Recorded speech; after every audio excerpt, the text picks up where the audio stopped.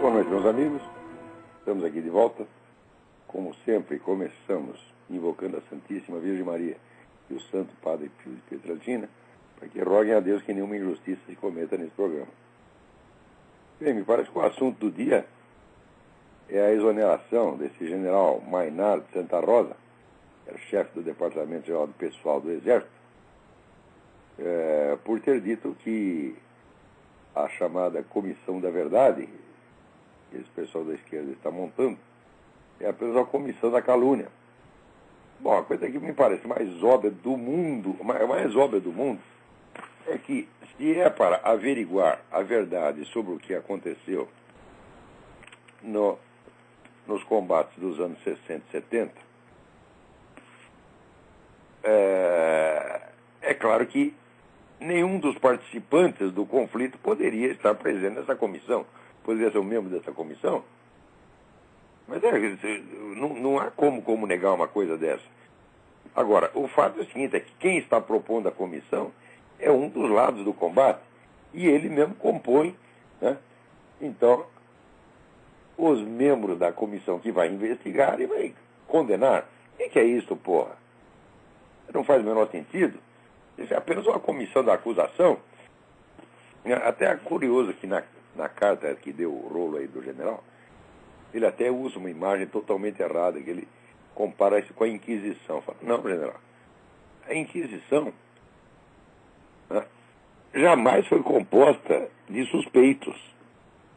Né? Isso é o que o pessoal está querendo fazer, é o seguinte, é uma Inquisição, né, onde os acusados é que são, vamos dizer, os investigadores e juízes. Não faz sentido uma coisa dessa.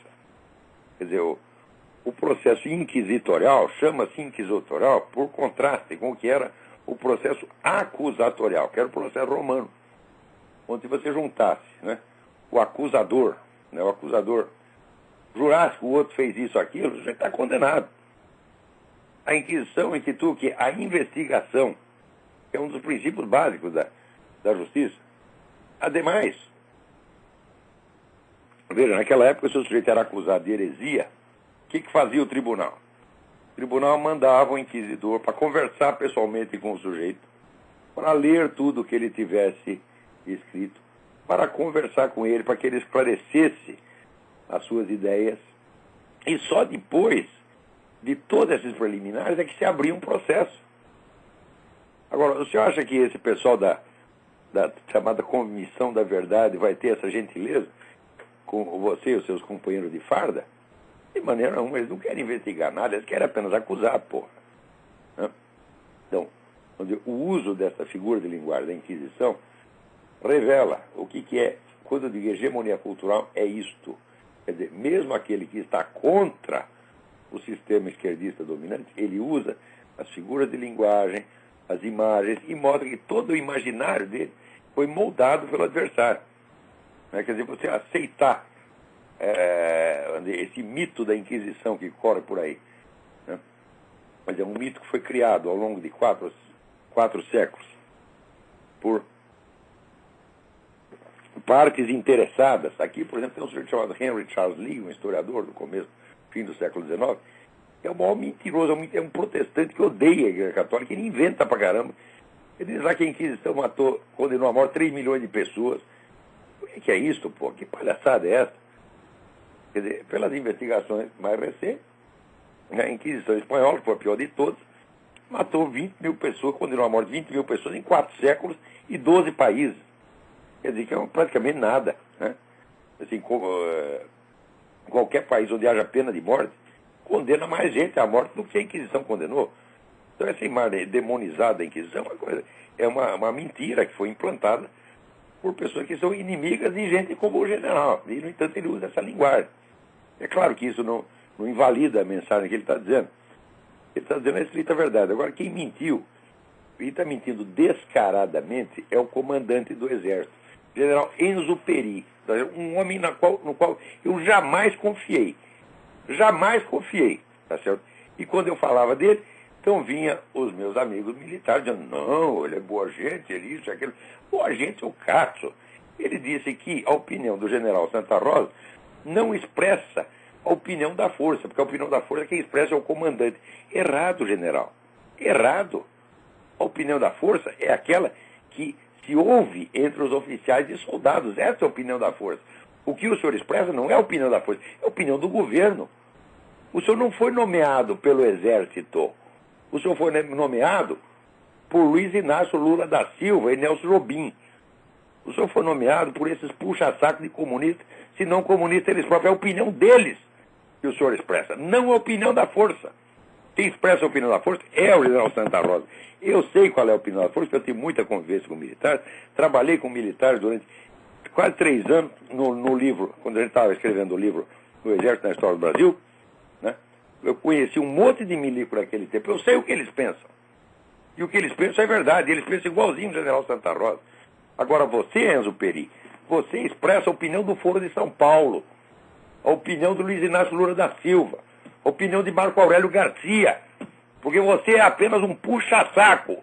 Isso é o que você é. Tá certo? Então, você está lá para dizer o que eles te mandam. Tá certo? Não para dizer a verdade. Porque o general Santa Rosa disse a verdade. Você quer uma coisa mais óbvia do que essa? Quer dizer, uma comissão feita para investigar, né, um combate, um conflito, composta por um dos lados do conflito. Como é que se pode chamar uma coisa dessa comissão da verdade? O que tem que averiguar? Eu acho que tem que averiguar tudo.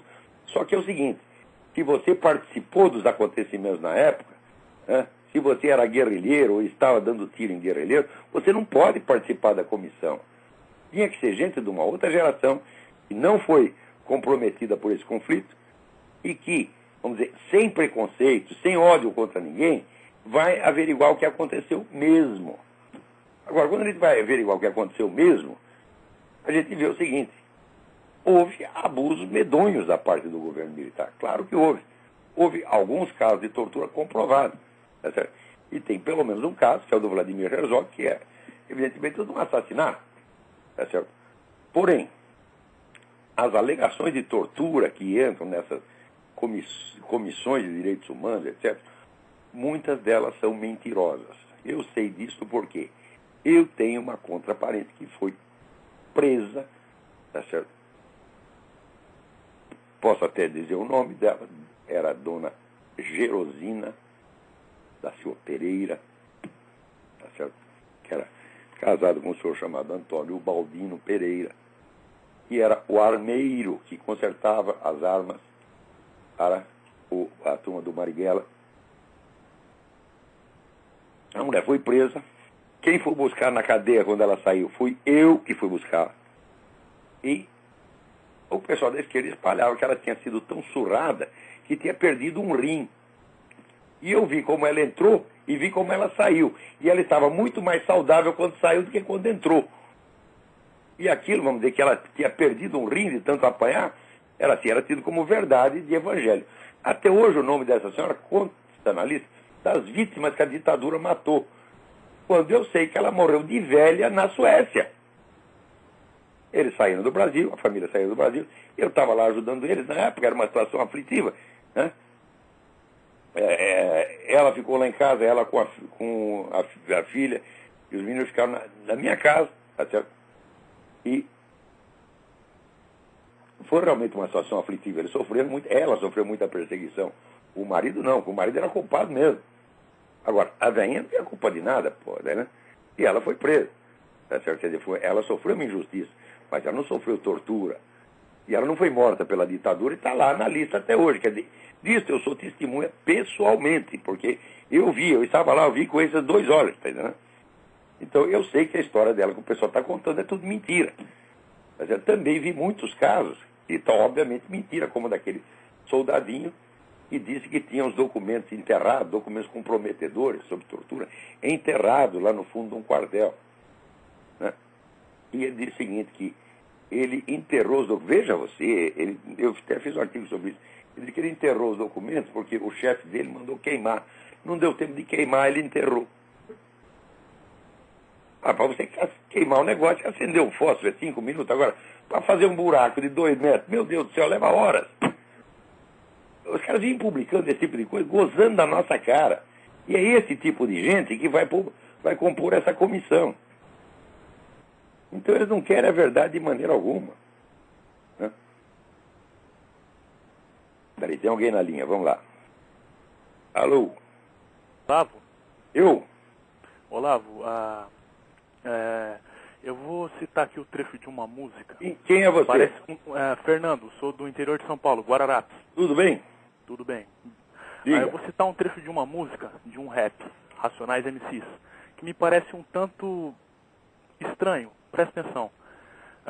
Depois que eu citar, eu vou falar uma conversa Não que eu tive dá tempo, com uma não dá professora tempo para isso, eu não vou ouvir. Não, peraí. Revolucionário, insano e marginal, antigo e moderno, imortal, fronteira do céu com o inferno, astral imprevisível, como um ataque cardíaco no verso, violentamente pacífico e verídico.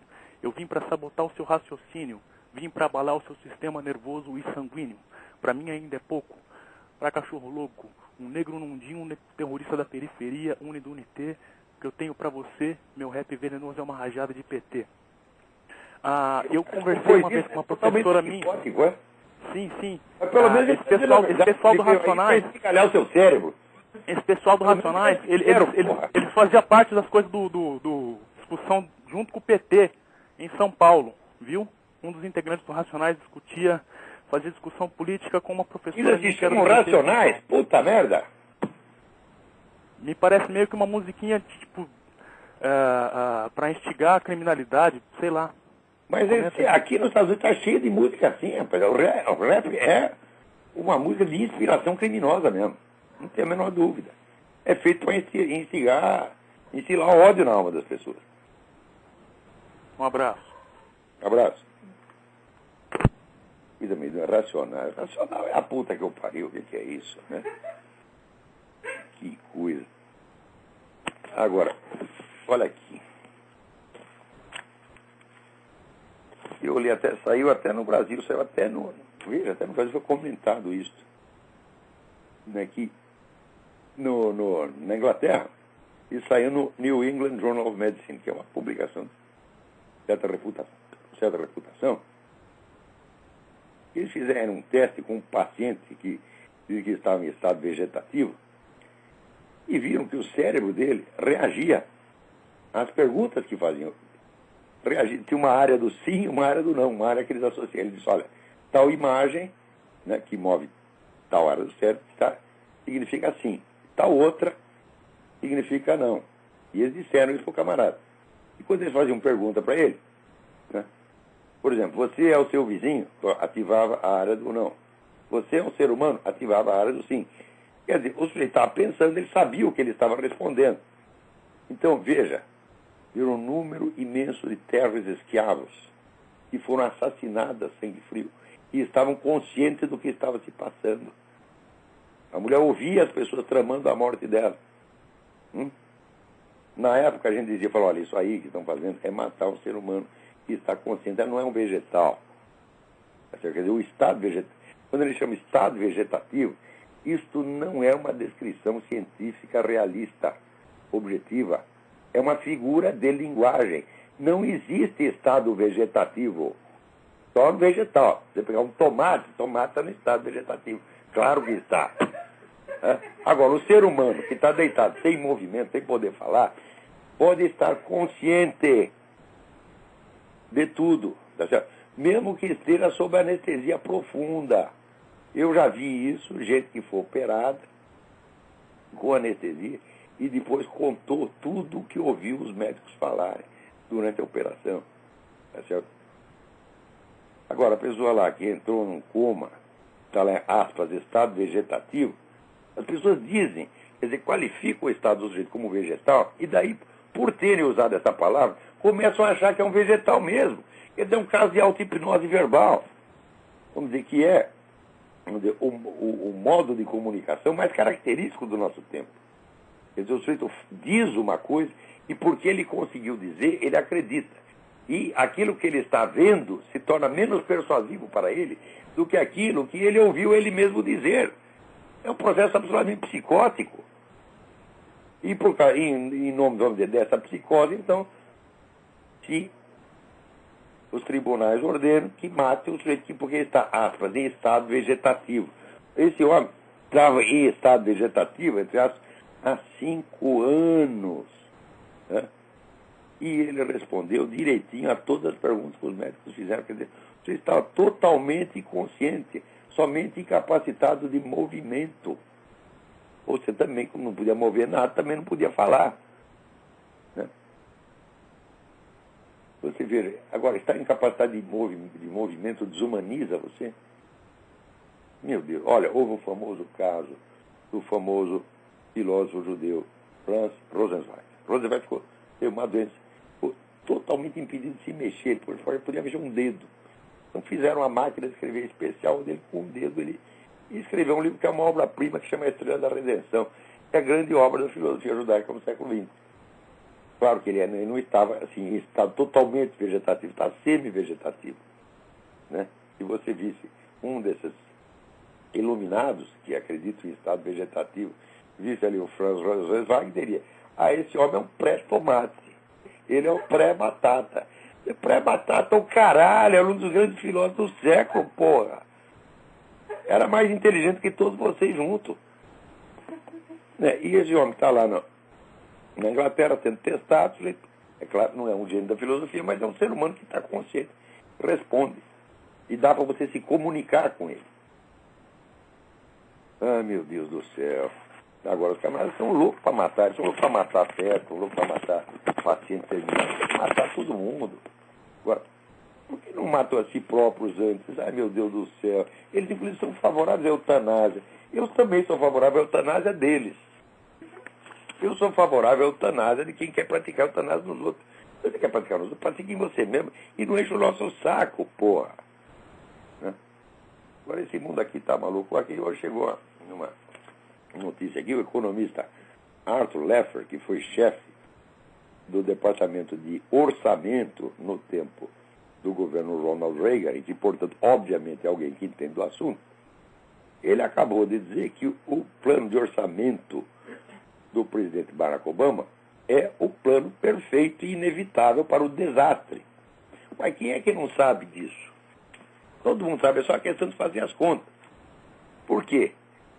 Se você toma dinheiro de quem trabalha para dar para quem não trabalha, você vai foder com o país. Essa semana saiu um artigo maravilhoso do João Pereira Coutinho. Não esqueci aqui o título, mas saiu na terça-feira, na Folha, onde ele conta lá do sistema europeu, que, por exemplo, na Inglaterra, já tem 5 milhões de pessoas adultas que jamais trabalharam na vida. Então, se a gente faz as contas e diz, olha, deixa eu arrumar aqui, por exemplo, você chegar lá na Inglaterra, meio ilegalmente, né? Ou totalmente ilegal, ela faz a contagem, se eu trabalhar eu vou ganhar tanto, sei lá, vamos dizer, 500 libras, 700 libras.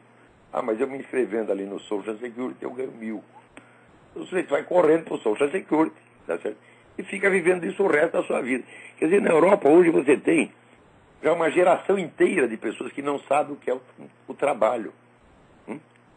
Teve uma amiga minha que foi contratada uma vez pelo governo sueco, só não sei, não me lembro se é Holanda. Ela era uma professora de teatro, dança, essas coisas, e foi lá então para criar um grupo de recreação para pessoas adultas que não tinham o que fazer. Estavam todos no Social Security comendo dinheiro do governo. Nunca tinham trabalhado na vida. Então, evidentemente, acabava ficando tudo meio louco, desequilibrado. Tá certo? Por não ter responsabilidade, por viver como uma criança no colo do papai. Tá certo? Então, o mesmo governo que dava dinheiro para eles não fazer nada, ainda tinha que dar a recreação. Porque senão eles ficavam nervosinhos e deprimidinhos. E ela foi contratada para ir lá, né, ensinar esses caras. E diz que lá tinha gente que nunca tinha ouvido a palavra diabo. Eles não sabiam o que era. Tá vendo? Então, é isto que o sistema moderno, o sistema previdenciário, educacional, está fabricando retardados mentais. Você está entendendo? Mas não é retardado mental natural. É um retardamento mental infundido por iniciativa estatal e que custa dinheiro para os outros.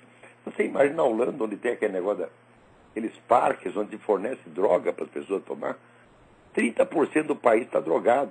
E os outros que trabalham têm que pagar para esse filho das putas, não apenas poder ficar sem trabalhar, mas ter a droga da qual eles precisam. Quer dizer, você paga o pico que o desgraçado vai tomar. Né? E isso é o ideal socialista. O ideal socialista é assim, 10% do país trabalha, se mata a trabalhar, e paga os outros tomar pico, dar o cu, fazer o que quiser, tá entendendo? Não tem escola gay? Escola gay é para... O que a escola gay vai ensinar meu filho? Hã? Vai ensinar a ser gay? O que é ser gay? É você se vestir de mulher? Não, meu filho. Tem muito cara machão, peludo, fortão, fala grosso, e ele é gay por quê? Porque ele dá ou come o cu. Entenderam? É isto que é ser gay. Então, se vai ensinar a ser gay, é isso que vai ensinar, porra. Hã? Quer dizer, se fosse, vamos dizer, nós vamos ensinar aqui as pessoas a representar mulheres. Eu digo, mas isso ensina em escola de teatro. Hã? Eu lembro o Marco Nanini, que é um sujeito do qual jamais duvidaram da masculinidade dele. Ele fez papel de mulher, fazia o papel da velhinha, era a coisa mais engraçada do mundo. E ele virava uma velhinha, porra. Hã? Então isso ensina escola de teatro, não precisa escola gay para isso, tá entendendo? Porque se vai ensinar o homem a parecer mulher, mulher parecer homem, digo, isso aí é escola de teatro, não é escola de gay. Escola de gay vai ter que ensinar a conduta erótica gay desde pequenininho, vai ensinar os meninos a comer e dar. Tá certo? Comer e dar para quem? Eu digo, olha, eu duvido e faço pouco. Eu duvido, eu aposto. Em menos de 3 ou 4 anos, você vai ter casos de pedofilia dentro dessa escola. É impossível que não tenha.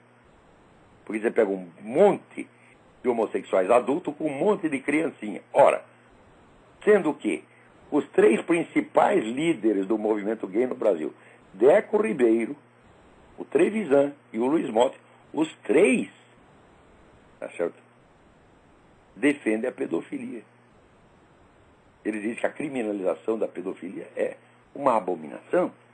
Então, ora, se os 3 são adeptos dessa coisa, né? Então, eu imagino que deve ter muitos outros adeptos. Mas são adeptos apenas teóricos, né?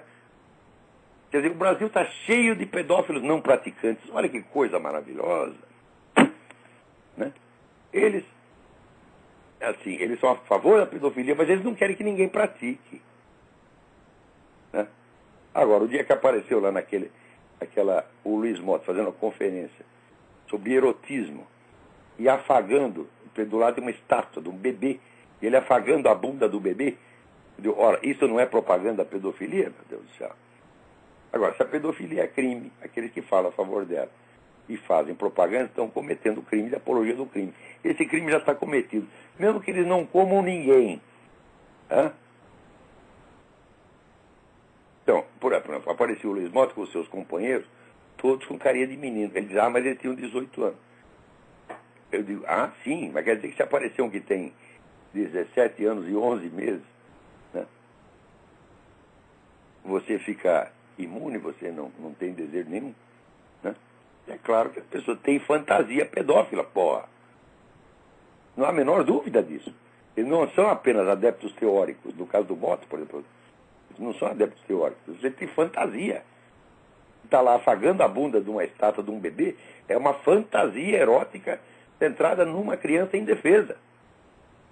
Durante quanto tempo ele vai se contentar com a fantasia? Durante quanto tempo ele vai ficar só imaginando que come bebês? E se mostrar um bebê pelado para ele, não vai comer. Porque ele é um santo, ele é um homem que tem autocontrole. Né? Ele disse que ele transou com mais de 500 homens. Né? Se um homem macho disser que comeu 500 mulheres, todo mundo vai dizer que ela não tem vergonha. Mas aparece o gay dizendo que deu para 500 homens, ou comeu 500 homens, e nós temos que achar que isso é um sinal de boa conduta, que é um cidadão, vamos dizer, da mais alta confiabilidade, um cidadão impoluto, porque se você disser que isso é uma vergonhice, vão dizer que é discriminação. Né? Meu Deus do céu.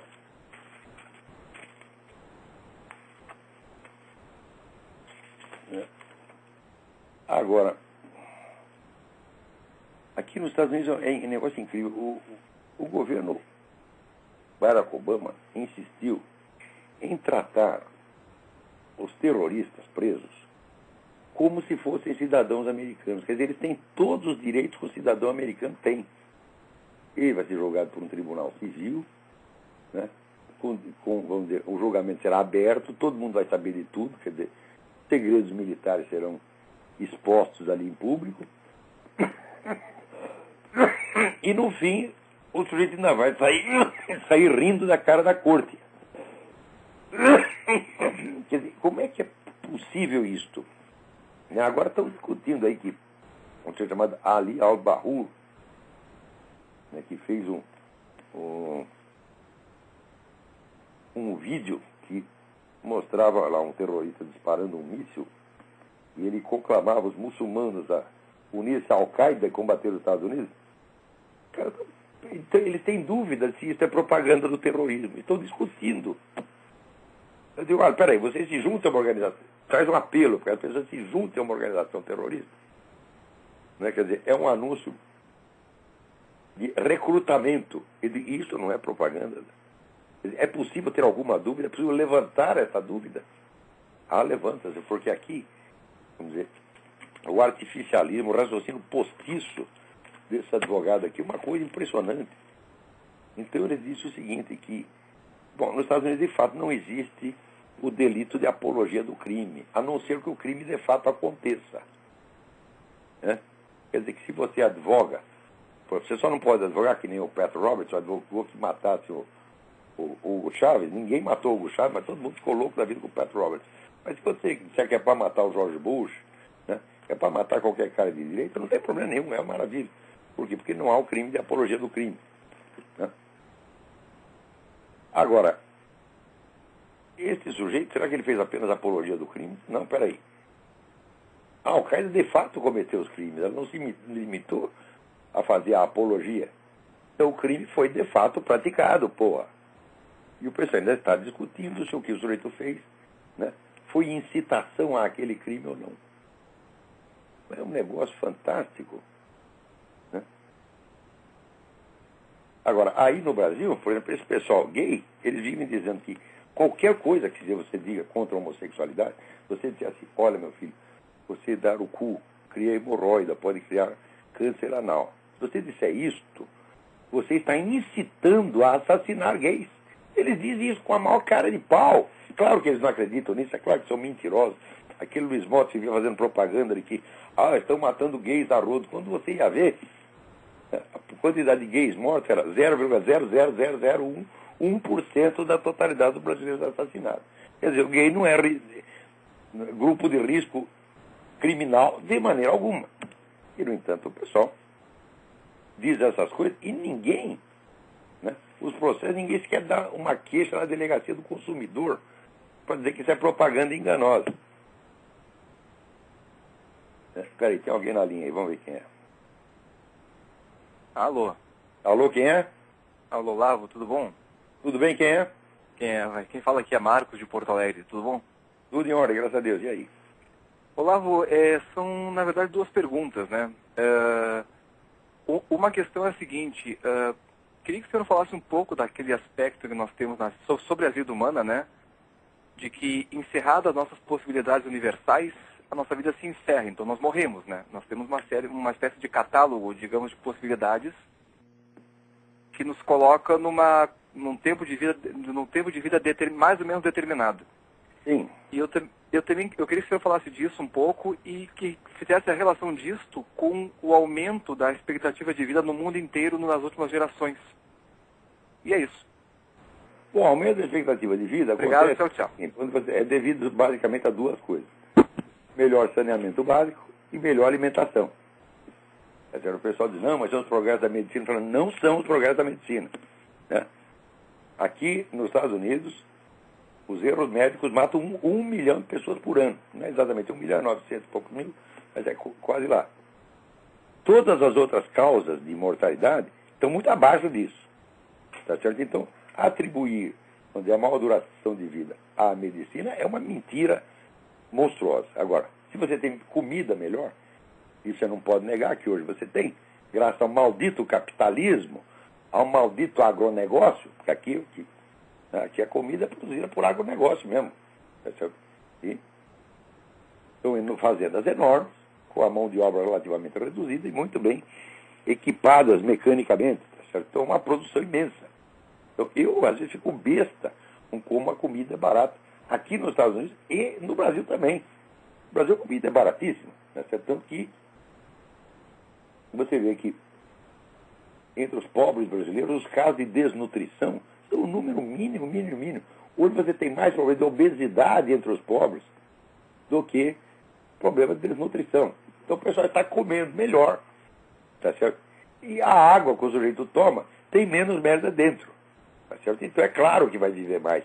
É óbvio que vai viver mais, mas vivendo mais ou vivendo menos, isso aí, olha, não é porque o sujeito está mais velhinho que ele está gostando de morrer. Entendeu? Tem gente que aceita corajosamente a morte, por exemplo, num campo de batalha, aos 18, aos 19 anos. E tem velhinhos de 80 que fica lá, eu não quero morrer. Ora, porra, se tem uma coisa que eu não temo de maneira alguma, é a morte. Né? Eu só não quero morrer de uma maneira desonrosa. Eu espero não estar defecando na hora do meu falecimento. Ou espero não estar recebendo uma propina do governo Lula na hora que eu morra. Eu quero morrer fazendo o meu trabalho dignamente, tá certo? Seja agora, neste momento, ou seja daqui 20, 30 anos, para mim tanto faz. A hora que Jesus Cristo me chamar, eu vou alegremente, porque eu creio que é com Ele que eu vou encontrar. Né? Então, eu tenho certeza que a morte é a passagem para a eternidade. Eu leio o último livro do Dinesh de Souza, Vida Após a Morte. As provas de existência de vida após a morte são tão esmagadoras que não tem mais como discutir o problema. Tá certo? Então, só se a pessoa não quiser, falar, eu não quero acreditar, tá bem, é um direito. Né? Alô? Tem mais alguém na linha? Alô, Olavo? Eu? Opa, Olavo, tudo bom? Aqui é o Clã aqui de São Paulo. Tudo bem? Tudo. Olavo, eu queria falar a respeito aí do que você colocou aí no início do programa, né, a respeito do general. Isso aí é para esses generais safados do Exército Brasileiro, tá, tomar um tapa na cara, para eles aprenderem a não querer fazer lobby com político. É isso general, mesmo, não tem nada que ficar puxando saco de PT. Para coronel não ficar fazendo festinha em quartel para receber político. Para coronel de exército, comandante... nas putas, não, você tá entendendo? Para coronel de exército, comandante, não ficar fazendo lobby com o vereador, colocando político dentro de quartel. É isso entendeu? Mesmo. Então tapa na cara de todo mundo, desses militares tudo safado, entendeu? Que estão endossando isso. Esses caras têm uma vergonha para as Forças Armadas. Uma vez essa discussão com um desgraçado desse, ele diz, respeite a minha farda. Eu digo, eu respeito a sua farda, só não respeito o que está dentro dela. Entendeu? E outra coisa... A farda um dia vai vomitar você. Esse pessoalzinho que está sofrendo represália, é tudo neguinho que foi nomeado, Olavo. Não tem santo nessa história não, entendeu? Eu só acho que a mesma Constituição que fala que é vedado o anonimato, que é a livre expressão do pensamento, né? Poderia agora servir de pano de fundo aí para essa discussão, entendeu? Isso aí é para eles aprenderem. Isso aí é para eles aprenderem a não ficar endossando politicagem. Mas foi isso que o general Santa Rosa falou. Ele disse isso. Nós jamais deveríamos ter permitido que esses camaradas nos julgassem. Entendeu? Agora deixa você chegar no poder. Agora não tem mais nada o que fazer. Agora tem que aguentar, porra. O pessoal tem que entender que o Exército ele não serve governo, ele serve ao Estado brasileiro. Perfeitamente. O Exército não pertence ao governo, seu general Peri. O Exército pertence ao Estado. E a opinião da força, que é a opinião dos soldados e oficiais, e eu a conheço, porque eu tive uma das coisas mais honrosas da minha vida. Quando o meu nome foi citado para me darem a medalha do pacificador, a tropa aplaudiu, porque sabe que eu estava lá arriscando minha vida, defendendo a honra das Forças Armadas, às quais eu jamais pertenci. Eu tive a sorte, o azar de ser dispensado por sorteio. Então nunca sequer serviu o Exército, mas defendiu as Forças Armadas. Então, você é muito mais patriota e soldado do que muito generalzinho sem vergonha que fica flertando com politiqueiro aí para tentar cargo aí no Polpex, no Fusex, um cargo aí em clube militar, você é muito mais militar que esses caras aí, entendeu? Esse pessoal da ESG, Escola Superior de Guerra, tudo puxa saco de comunista. Exatamente, Olavo, exatamente, entendeu? Enquanto, repito, enquanto o militarismo ficar flertando com politicagem, com o governo, vai levar tapa na cara como está levando agora. Olavo, um abraço. Mas puxa o saco, se você puxa o saco do sujeito, você está na posição adequada para ele mijar em você. Você está ali de joelho puxando o saco. Ele mija em você, porra. É a coisa mais óbvia. Então é o meu conselho. Jamais puxe saco. Então, olha, o puxa-saquismo é a doença nacional. O brasileiro já nasce, pendura o saco do médico e puxa. Você está entendendo? Ah, doutor, estou tão grato. E passa a vida inteira puxando saco. Isso tem que parar com esse negócio, porra. Eu sei o seguinte, os militares brasileiros não eram assim. Você lê a história das nossas Forças Armadas, é uma história de coragem, uma história de honra, uma história de heroísmo. Eu sei por quê. Porque eu mesmo escrevi uma, porra. Esse livro Exército na História do Brasil tem 3 volumes. Eu fui editor de texto da coisa inteira. Ali o que eu não escrevi, eu tive que ler e corrigir, porque tinha outros autores, 80 autores, na verdade. Então, eu sei que é uma história maravilhosa a história do Exército Brasileiro.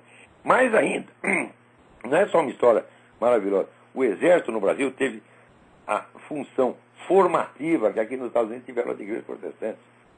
O Exército desbravou o nosso território. O Exército civilizou o Brasil. Quer dizer que o Exército, as Forças Armadas, elas têm que estar no centro da organização brasileira. Não, vamos dizer, como governante. O Exército não pode governar, mas ele tem que ser o poder moderador. Como foi a mesma função que era do imperador, tem que ser a função do Exército, meu Deus do céu. Quer dizer, o Exército não pode participar de política partidária. Tá certo? Mas, quando existe um evidente abuso, um atentado contra a Constituição, como esse negócio dos direitos humanos, o Exército tinha que ter o poder de dissolver o governo e convocar nova eleição. Agora, por que eles não têm autoridade hoje para exigir? Sabe por quê? Porque em 64 tiraram o João Goulart, prometendo fazer eleição em 6 meses e não fizeram. Foram fazer eleição 20 anos depois. A não ser que você conte aquelas eleições biônicas que eles faziam. E, na verdade, era menos biônica que a de hoje. Porque as eleições de hoje são um acordo entre os partidos de esquerda. Só pode ter candidato de esquerda. Quer dizer, na época os milicos até permitiam que tivesse candidato de oposição e não era falsa oposição como o seu Zé Serra. Quando houve candidato de oposição como o seu Ulisses Guimarães falava o diabo do governo. Vai ver se o seu Zé Serra, por exemplo, ouviu o seu Zé Serra alguma vez denunciando o Foro de São Paulo? Ouviu o seu Zé Serra denunciando o acordo entre Lula e as Farc? Não, ele não vai mexer nisso, porque é gente da mesma raça, ele nasceu tudo na USP. Né? Apesar disso, se me perguntar para mim, é melhor votar em Zé Serra do que na Dilma. Por quê? O Zé Serra é melhor? Não. É porque o partido dele não tem militância. O partido dele é apenas um partido eleitoral. Então ele vai ter naturalmente menos poder do que qualquer governante petista. E quanto menos poder tiver o governo, melhor para quem está embaixo dele. É evidente, né? Então, é melhor votar no Zé Serra, por quê? Porque ele é melhor? Não, porque ele é mais fraco. Agora, enquanto isso, está lá o Chaves, né? No aniversário do golpe, né? Botando gente na cadeia, prendendo, batendo, etc, etc. Então, quer dizer, é ele o cara que deu o golpe, é? Peraí, tem mais alguém na fila aí. Alô, professor, está ouvindo? Estou perfeitamente. E quem é? Ô, professor, boa noite. É Fernando aqui de São Paulo, tudo bem? Tudo bem, Fernando. E aí? Desculpa cortar um pouquinho o assunto, o senhor está falando da questão da ditadura, vou dar uma outra virada, que o senhor tem falado muito ultimamente no seminário de filosofia e também nos textos para praticar a crítica da ciência moderna, essa coisa dogmática, né, materialista e tal. Eu queria saber se nem dessa linha de crítica da postura do pensamento científico moderno, eu não sei se o senhor conhece essa figura, um jornalista norte-americano chamado Charles Fort, que por muitos é chamado de Dois também e tal. Não conheço, não. É o que escreveu aquele livro dos danados. Sim, Charles Fort. Sim. Ah, sim, o homem do livro dos danados, perfeitamente. Então, tem alguma coisa que a gente possa tirar dele ou ele é só um maluco mesmo, professor? Olha, eu vou te dizer uma coisa, eu não lembro. Não lembro porque Eu li algo desse negócio no tempo que eu trabalhava na revista Planeta. Eu já tive cada emprego doido, porra. Eu trabalhei na revista Planeta 20 anos atrás, mais de 20 anos atrás, né? Entrevistando ectoplasma, né? Conversando com o ET. É por isso que eu pensei em perguntar para o senhor. Na época eu falava muito do Charles Ford, mas sinceramente eu não lembro. Porque ele reunia casos que não se encaixavam. Pois assim, sabe, tipo esse negócio, chuva de sapo, coisa assim muito, só que assim, eu já li o livro hoje e eu não documentado. Exatamente, ele pegava casos documentados que saíam no jornal e tal, e os cientistas não tinham que responder para ele. A última classificação que deram para ele, aquele pessoal lá daquele, o Martin Gardner, ele falava assim, olha, ele é um hegeliano louco, ele é um maluco. Bom, mas chamar o cara de maluco não adianta nada. Olha, se o sujeito diz para você que 2 mais 2 dá 4, adianta responder que ele é maluco? Eu, quando me chamam de maluco, eu falo, eu não ligo, não. Tá certo, eu sou maluco, mas o que eu estou dizendo é verdade. E você é um sujeito, é um primor de sanidade e está dizendo que 2 mais 2 dá 7,5. Entendi, professor. Agora, é só para terminar, para poder desligar o telefone. Quando a pessoa te classifica como hegeliano, assim, estritamente, porque a gente sabe, todo mundo usa a terminologia, ou o sujeito é freudiano, ou uma situação é kafkiana, ou o sujeito é marxista. Agora, o que quer dizer, professor, o termo hegeliano, quando uma pessoa classifica mais ou menos assim, genericamente falando? É um sujeito que segue a filosofia de Hegel, que é a filosofia de Hegel, bom, é complicadíssimo, mas em resumidas contas, tá certo? Ela acredita que Deus se forma e se cria a si mesmo no processo histórico. Quer dizer, identifica Deus com o próprio processo histórico. Sendo que a culminação do processo histórico é a pessoa do próprio Hegel, o qual, portanto, né, muito modestamente, né, se torna a encarnação máxima do Espírito Universal. Eu entendi. Eu acho que Hegel é maluco, evidentemente. E que qualquer discípulo dele, como Karl Marx, também é maluco. Mas acontece o seguinte, se chega um maluco desse para mim e diz que 2 mais 2 é 4, eu sou obrigado a concordar. Não adianta dizer, você é maluco. Né? Porque mesmo Hegel, veja, Hegel, a filosofia dele, a estrutura geral da filosofia dele é completamente maluca. Mas em pontos determinados, onde ele faz certas análises históricas, histórico-culturais, o homem é brilhante. Hegel era maluco, mas era um gênio. Ele não era maluco, ele era, mas é verdade, Hegel não era maluco, era mentiroso. Hegel era safado, ele sabia, não estava mentindo, né? Então, mais de vez em quando ele decidia fazer um negócio sério, e quando pegava, nossa, era uma maravilha. Entendi, assim, professor, entendi. Os modernos são assim, eles mentem no geral e falam a verdade nos particulares. Entendi. Nossa, então só tem praticamente hegelianos hoje. Hegel deixou uma herança gigantesca, né? A filosofia moderna. Enorme. Tá bom. Um abraço, professor. Muito obrigado, viu? Um abraço, tudo de bom. Obrigado. Agora, o negócio de ciência, a gente vai ver essa arrogância da classe científica. Quando se cria uma classe que é incumbida de ser o fiscal da verdade, aí acabou a verdade. No dia seguinte, o sujeito está se vendendo. Então, a corrupção geral das ciências é um dos fenômenos mais importantes dos últimos 30 anos. Um dia, essa época será conhecida como a era da fraude científica, como por exemplo esse negócio de aquecimento global. Tá certo? Agora, você vê, se o pessoal fala um negócio de evolução, eu dizia, olha, eu não sei se teve evolução ou não. Eu não sei, ninguém sabe. Tá certo? Quem disser que sim, está errado. Quem disser que não, também está errado. Porém, agora eu vi um livro de um médico, é um cara do Royal College of Surgeons, na Inglaterra, que deu um altíssimo posto científico lá. E o sujeito escreveu One Little Speck to Man, quer dizer, de uma pequena manchinha ao homem. Né? E o sujeito dá tanta prova contra a teoria da evolução, mas tanta. Né? E provando não apenas que a evolução não aconteceu, mas que ela é anatômica e fisiologicamente e geneticamente impossível. Eu digo, olha, eu estou começando a achar que esse doutor Sodera tem razão. Então, o nome do cara é V-I-J, né? Sodera, S-O-D-E-R-A. Procurem isso, vocês não vão se arrepender. O livro dele é uma verdadeira maravilha. Agora aqui, alguém me manda um negócio muito interessante. Tem um site que chama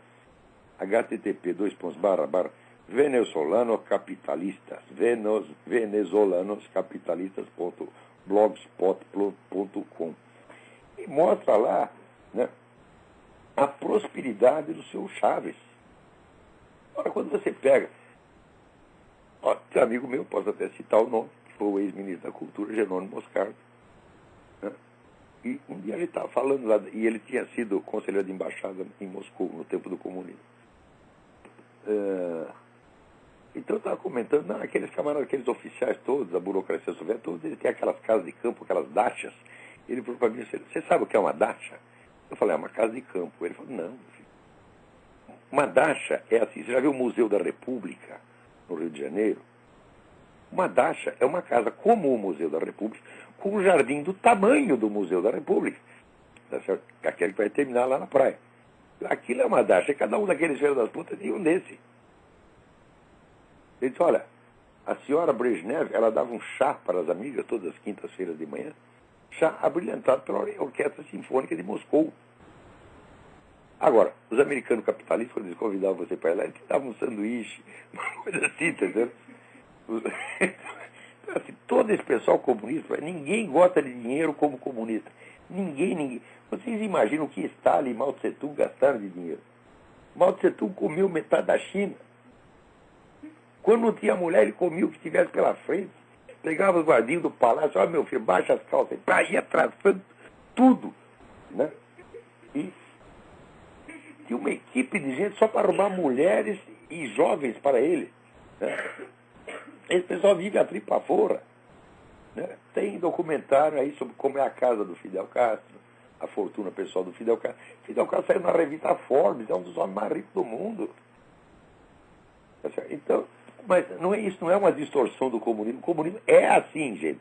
Sempre foi assim.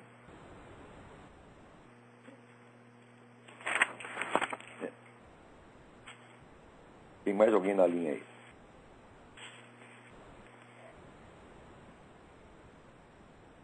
Alô? Alô, quem é? É Leonardo. Leonardo, tudo bem? Tudo bem? Eu gostaria de saber qual seria a maior prova da existência da vida após a morte. Não, existem milhares e milhares, dezenas de milhares de depoimentos de pessoas que estiveram clinicamente mortas e por um motivo qualquer voltaram. E a narrativa do que elas passaram é idêntica em todos os casos. Isso realmente não é possível. Ser uma coincidência. Quer dizer, não é uma prova lógica, são milhares de provas factuais. Agora, não tem como não levar isso em conta. Tem que ter uma discussão séria sobre isso, meu Deus do céu. Certo. Obrigado. Agora, outra coisa, eu sempre ia dizendo, nenhuma discussão séria sobre a questão, vamos dizer, da realidade, mundo físico, vida após a morte, nenhuma discussão séria pode ser empreendida se você ignorar um negócio que se chama fatos miraculosos. Isso é um extenso estudo dos fatos, de milhares e milhares e milhares de fatos miraculosos, registrados, confirmados. Não dá para discutir seriamente a coisa, porque você acha que somente um certo tipo de fatos, limitados, vamos dizer, convencionalmente delimitados por um negócio chamado ciência, equivale. Aliás, chamar isso de ciência já é um absurdo, porque ciência é qualquer conhecimento fundamentado, não só o conhecimento obtido por um determinado método. Tá certo? Então, quer dizer, estão usurpando, estão dando ao gênero o nome da espécie. Aliás, estão dando à espécie o nome do gênero.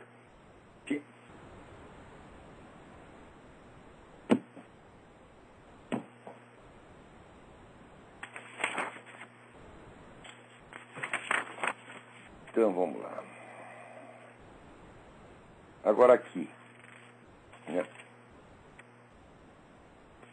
Está em discussão aí porque um outro general, candidato ao Supremo Tribunal Militar, general Cerqueira Filho, disse que não quer gays no Exército. Não é que não quer gays, o Exército tem gays no Exército, atualmente já tem, mas o sujeito está lá não como gay, ele está como uma pessoa comum. E a conduta sexual privada dele, ninguém tem nada a ver com isso. Essa é a única orientação certa. Por quê? Eu já expliquei, eu tenho a demonstração, como dizer, apodíctica, irrefutável disso aqui. Porque quando você fala identidade heterossexual, A identidade heterossexual não é uma identidade erótica, é uma identidade sexual, que mostra que você é um homem ou uma mulher e você expressa, então, no nível da conduta, a forma anatomofisiológica do seu corpo. Você tem um corpo de homem ou tem um corpo de mulher e você tem uma conduta sexual proporcional a isso. Para saber com o sujeito como é que se demonstra a heterossexualidade do sujeito, quando ele age como um homem ou como uma mulher, de acordo com a sua forma anatômica. Ele não precisa expressar desejo erótico para isso. Aliás, se um heterossexual vive expressando desejo erótico, ele é considerado um sujeito indecente e ele é rejeitado pela sociedade. Então, a identidade hetero-externa é simplesmente a conduta masculina ou feminina, amputada de sinais eróticos. Mas, como não existe uma forma corporal gay, a identidade gay só pode se manifestar exteriormente através da expressão de desejo erótico. Então, identidade gay é expressão de desejo erótico em público. Quer dizer, condutas que você jamais aceitaria de um hétero, você aceita do gay. O que você acha de um heterossexual que fica toda hora mostrando o desejo sexual dele? Ninguém suporta um cara desse. Agora, o gay, ele tem que mostrar por sinais verbais e gestuais e indumentários o tempo todo a expressão do seu desejo. Então isso, evidentemente, erotiza, tá certo, toda a convivência humana e acaba com a própria noção de decência. Tá certo? Então, um sujeito dizer que é gay, tá certo, não expressa a sua identidade gay se ele não tiver nenhum traço diferencial. Você tem esse traço diferencial, é exatamente o quê? Então vocês ouçam os gays falando. Vejam o seu Luiz Motta fazendo conferência, afagando a bunda de uma estátua do bebê, e você vai ver qual é o desejo erótico dele. E ele está manifestando esse desejo erótico. Agora, se eu faço aqui uma conferência afagando a bunda de uma estátua da mulher do meu vizinho vem me dar um tiro, porra. Então, a minha identidade hétero não é manifestada dessa maneira. Eu não posso ficar expressando desejo toda hora. Agora, gay pode.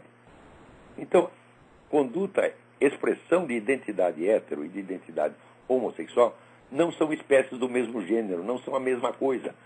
Uma expressão da diferença sexual, diferença de sexo. Outra expressão da diferença erótica, do tipo de desejo. Você não vai confundir sexo com erotismo. Sexo todo mundo tem desde que nasce. Erotismo não é a simples diferença anatomofisiológica. Erotismo é desejo. E o que esse pessoal quer é poder expressar o seu desejo erótico em qualquer momento, em qualquer lugar, em qualquer circunstância, seja dentro do exército, seja dentro da igreja, seja dentro da escola. Eles querem erotizar a coisa o tempo todo. Esse direito jamais lhes deve ser concedido, porque não se concede isso à totalidade da humanidade. Para a totalidade da humanidade, a expressão de desejo só é decente quando limitada a certos lugares, ou à casa do cidadão, à sua vida privada, ou a lugares apropriados para isso. Como aqui está cheio, por exemplo, de bares de paquera. Você sabe que se você vai entrar lá, ou é para você cantar alguém, ou para levar uma cantada. Agora, você sabe que se for na igreja, não vai acontecer isso, né? Não vão começar passando a mão na sua bunda, etc, etc. Agora, o gay quer poder isso. Mostrar o seu erotismo o tempo todo. Esse pessoal do movimento gay são exibicionistas, são loucos, são prepotentes. E não estão fazendo nada disso para proteger os gays, porque os gays já são protegidos pela lei como todo mundo é, meu Deus do céu. Ou existe alguma lei que permite matar gay? Não, só não permite. Tá certo? Como? Não permite nem insultar. Não teve outro dia mesmo, o sujeito foi condenado, tá certo? Porque distratou o homossexual lá. Né? Quase você distrata qualquer pessoa, ela tem o direito de processar. Já tem esse direito. Agora, precisa uma lei especial para gay. Essa lei significa o seguinte: o gay pode mostrar o seu erotismo o tempo todo, esteja ele onde estiver, sem ter que respeitar nenhum código de decência, e você não pode reclamar. É isso que esses desgraçados querem. Espera aí, tem mais alguém na linha. Alô? Alô, Olavo? Eu? Tá me escutando? Perfeitamente. Eduardo de Porto Alegre. Eu gostaria de tirar uma dúvida contigo. Aqui em Porto Alegre, acho que isso aí, em todo o Brasil, a gurizada agora acha que comunismo é moda. Então ando por aí com o broche Che Guevara. Mas tu pergunta para os caras que quem foi a figurinha, eles não sabem nem dizer. Alguns Eles até... Eles no cu dos outros, porra. Aham. Aí eu falo... Você acha que o Fidel Castro quer comunismo para ele mesmo, porra? Ele quer ir por cana? Não, ele quer viver no bem bom enquanto arranca o sangue dos outros.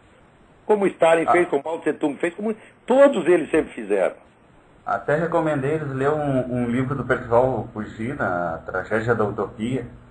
E aí falei pra eles assim, ó, tchê, gurizada, isso aí não funciona, esse tipo de sistema aí é oficializar a tirania. Os caras, não, que Cuba não é comunismo, China não é comunismo, isso aí é castrismo, isso aí não sei, qualquer outro ismo. Ah, mas é Como assim, se... eles fazem o regime, constroem o regime, matam um montão de gente e depois dizem, isso ainda não é o comunismo, isso foi um desvio acidental. Quer dizer, nós temos 100 anos de desvio acidental, o desvio acidental tomou conta de metade do planeta, governou bilhões de pessoas, e não foi o comunismo, quer dizer, o que é isso, meu Deus do céu? Quando existe alguma injustiça no capitalismo, eles aceitam que a gente alegue, isso não é o capitalismo puro? Não. Eles estão falando do capitalismo, eles falam do capitalismo que existe. Fala do comunismo, é do comunismo ideal que vai existir daqui não sei quanto tempo. Isso é uma total irresponsabilidade, isso é uma farsa. A pessoa que faz isso é um sem vergonha. Tem vergonha. E aqui no Brasil as pessoas acho que têm uma tendência a acreditar... O comunista não responde pela história do comunismo. Eles não aceitam a responsabilidade que eles têm no que eles mesmos fizeram. Sim. E eu não sei, as pessoas aqui acho que têm tendência de estar acreditando em fantasias. Aí até falei com um amigo meu, lê os artigos lá do Ludwig von Mises, que aqui o pessoal em economia não lê mais nada, né? Que o mundo já evoluiu, eles não sabem nem o que é a escola austríaca e tudo. E eles dizem que sim, o socialismo é uma ignorância presunçosa, é uma atitude existencial mentirosa, falsa e que raia a psicopatia. Porque o sujeito não ter nenhuma responsabilidade pelo que ele diz é psicopatia, evidentemente. A convivência depende da responsabilidade. Uma pessoa assim não está qualificada para a convivência civilizada. E aí eles falam que no Chile houve uma experiência, eu já ouvi 500 vezes, que houve uma experiência socialista que deu certo, aí eu peço uma escola. Não deu certo nada, que o desgraçado do Allende mandou matar mais de 1000 pessoas, porra. A guarda privada do Allende matou mais de 1000 pessoas. E o Allende foi tirado do governo por causa disso. Deixa eu ver.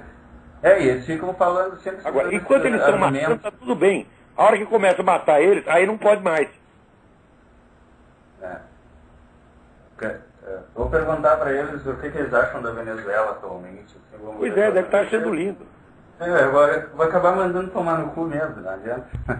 Não tem como conversar com a gente. Não tem mais solução. O saco estoura. É mesmo. Então. Muito obrigado, Olavo, pelo programa e pelas coisas que a gente está aprendendo contigo. Valeu. Aqui está, no fim. Só antes de acabar, eu queria lembrar mais uma coisa aqui. Aqui agora descobriram que existe o fumo de terceira mão. Quer dizer, você vai lá fora, fuma, você trouxe umas partículas de nicotina na sua roupa e vai matar um montão de gente em volta. E no hotel, por exemplo, o sujeito 3 meses atrás fumou um cigarro lá, daí depois tem um casal com o bebê anda ali no tapete, o bebê cai morto na mesma hora. Pá! Esses camaradas são loucos, evidentemente, são loucos, tarados, psicóticos. Né? Agora vamos eleger um desses governador, tem que aguentar. Né? Esse é o José Serra, que nem Hitler. Hitler não suportava a aproximação de um fumante a menos de 200 metros. Né? O Zé Serra também é assim. Meu sonho é encontrar o Zé Serra na rua e fumar um cigarro e dar uma baforada na cara dele. Mas, se eu tivesse aí, eu ia ter que votar no desgraçado. Ia comprar um saco de engove e ia votar no porra do Zé Serra, para ganhar um tempo. Já disse, não porque ele é melhor, mas porque ele é mais fraco do que o PT. Então, até semana que vem, muito obrigado.